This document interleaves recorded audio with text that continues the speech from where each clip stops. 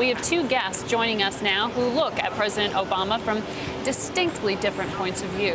Greg Valliere is Chief Political Strategist at Potomac Research Group, and Chris Edwards is Director of Tax Policy Studies at the Cato Institute. Welcome to In Business, both of you. This is the third State of the Union from President Obama, and Greg, will this be his last?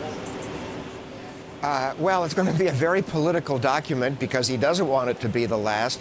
I think it's going to be very populist. He's going to certainly touch on a lot of tax issues in terms of fairness. It'll be an implicit dig at Mitt Romney. I think at the end of the day, the goal is to maybe boost his polling numbers by 3 or 4 points. But I think that in terms of any kind of long-lasting impact, pretty unlikely. Chris, what do you expect from the president tonight? Well, unfortunately, it sounds like President Obama is going to continue moving to the political left with his economic rhetoric, which is really unfortunate. At this time in President Clinton's tenure, Clinton moved to the center after he got whipped by the Republicans in the 1994 election. So leading up to the 1996 midterm election, President Clinton said the era of big government is over. He signed welfare reform with Republicans, so he moved to the conservative right. President Obama, unfortunately, continues to push really hard with the left-wing class warfare rhetoric. I think it's a losing strategy for him. What do you mean by that? Well, he keeps bashing, he keeps hitting rich people, saying that rich people need to pay more in taxes. I don't think that message tells Americans what he is doing to fix the economy. He blocked the pipeline project recently, and he's done other things that are anti-growth and anti-jobs. And I think he's making it easy for the Republicans to criticize him leading up to the election.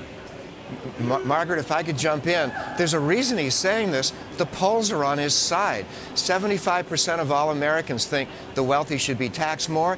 Even a majority of Republicans think that the wealthy should be taxed more.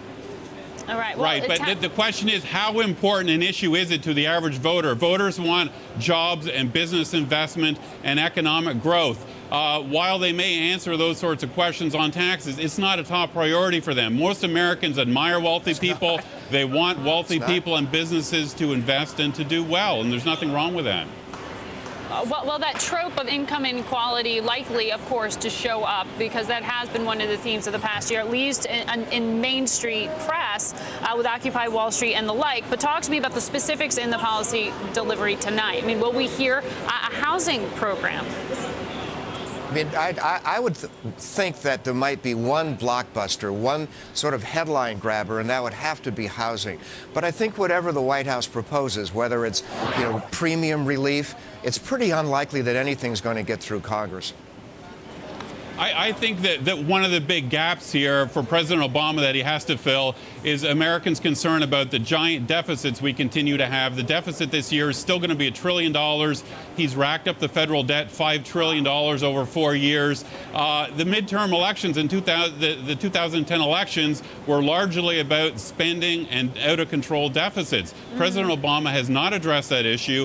Again, I think he's leaving a wide open void here for Republicans to fill unless he gets together with the Republicans and actually starts cutting the deficit this year. So how is Mitch Daniels going to fill that airspace, at least, when the president leaves the main stage and he delivers the rebuttal? I think Daniels is really good. Go ahead. Just a quick point on Daniels. I think he's really good on deficits. He's done a great job in Indiana. But the polls, again, I go back to the polls. Washington's addicted to polls. They show that most people care far more about jobs. Even the Republicans at their retreat in Baltimore concluded that. So I think the emphasis is going to be more on jobs than deficit cutting.